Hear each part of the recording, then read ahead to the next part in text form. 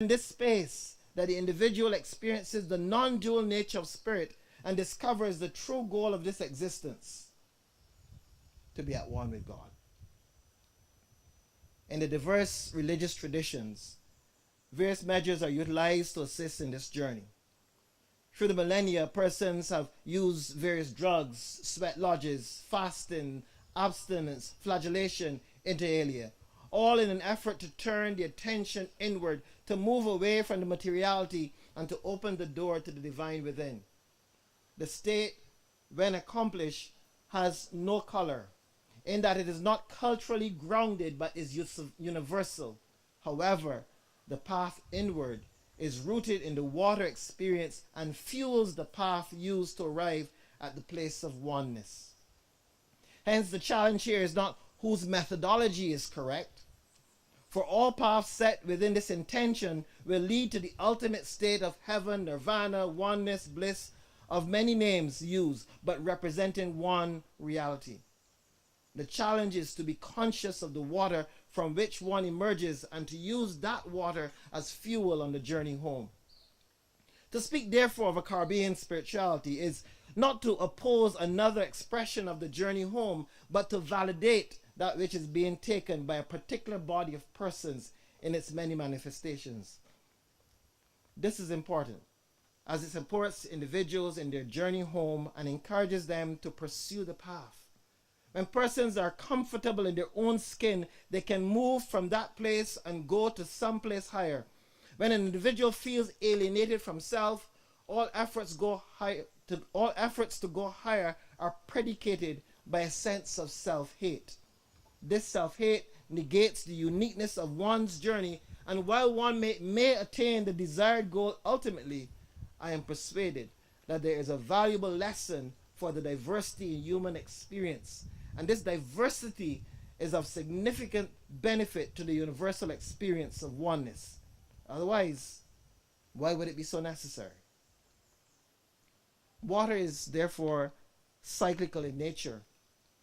Beginning at a point in its cycle, we see it falling as rain. Then it is consumed by all on which and in which it flows. One might speak of hydrocarnation, water becoming flesh, matter. It is then evaporated and later forms clouds, awaiting the opportunity to fall again as rain. All of life speaks to cycles. These cycles must be allowed to flow, as any interruption of them causes major imbalances in creation. The journey into and out of materiality is also a cycle that must be allowed to flow. Our purpose then in pursuing this aspect of the human journey is to work at correcting what has become a journey of greater and greater exploration solely in the area of physical evolution. The ability to master the physical has distracted the human family into the fruitless avenue of materiality. Do not labor for that which does not endure for eternity, John 6:27.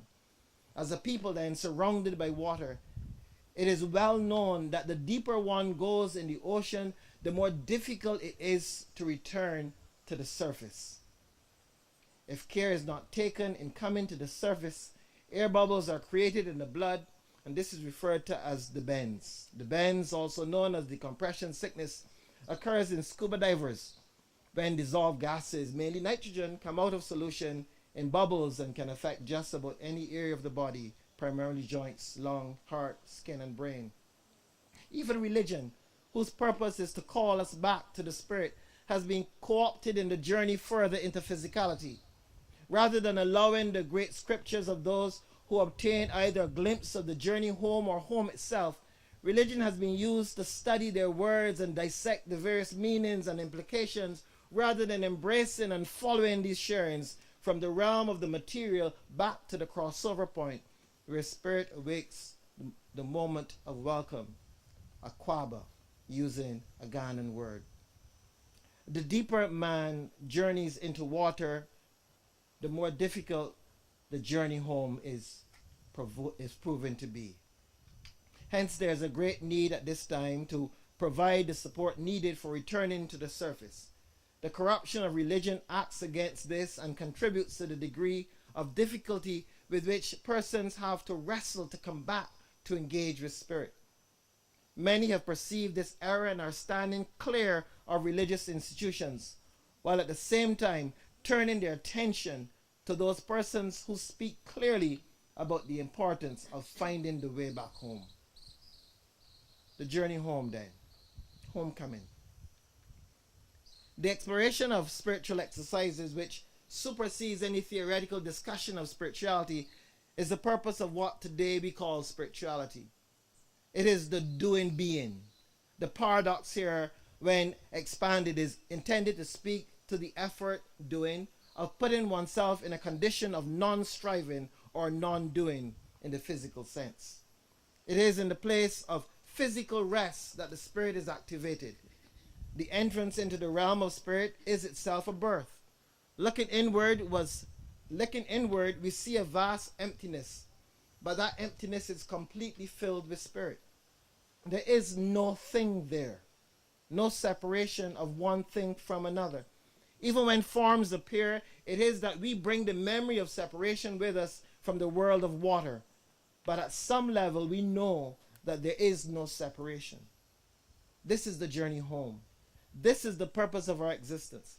This is that to which sages and saints of old have pointed in every culture, in every tradition that sought to know the more, that sought to find the space from where it all began. The end is the beginning. I am the Alpha and the Omega. The Spirit moved over the water, hovered, engaging the water for a moment, which for us has been a lifetime, but it was only a moment. Yet the notion of I am Alpha and Omega speaks to an eternal cycle of birth. When we are able to know ourselves as Jesus knew himself, then we can journey in and out without difficulty. Jesus says, "For this reason the Father loves me, because I lay down my life so that I may take it again. No one has taken it away from me, but I lay it down of my own initiative. I have authority to lay it down, and I have authority to take it up again. This commandment I received from my Father." John 10:17-18. When we attain to Christ consciousness, death and decay are no longer a reality. The journey into Hyokan, the initial engagement is slight, the outer bands, but the journey inward intensifies as the spirit and water collide. It reaches its climax, the most powerful interaction of water and spirit, crucifixion, perhaps. Then comes the I. Human endeavor must press on, but it must do so with an equal intensity of spiritual awareness, or it will be destroyed. The structures built by those in the path of the hurricane must be built with a view to withstand, even bend with the power of the storm. Otherwise, they are crushed and we have to start over again. On reaching the eye of the hurricane, however, all is at rest and there is stillness. But like the mountain of transfiguration experience, the journey continues and the challenge now comes from the other direction. The ability to withstand the continued assault creates greater confidence in the ability to continue the journey. This experience of the Caribbean person adds to the countless models of spiritual recovery and must be noted and used to assist the people of this region in theologizing their experience for the benefit of those who need models with which to engage. I bring to a close now this talk as I want to highlight what I would call form and formlessness. The notion of spirituality then is an effort to reach into the form, into the water, and draw out from the water that which is spirit. Deep within the form is the formless. It is the formless that is intended to give direction and purpose to the form. Christianity, in its focus on form, has become moralistic, something it has inherited from its Jewish origins. Yeshua addresses this in his challenge of the laws of old. You have heard that it was said of old, but I say to you. Under this banner, he challenged the form, indicating that it is the formless that is of importance. Matthew 5:17-48.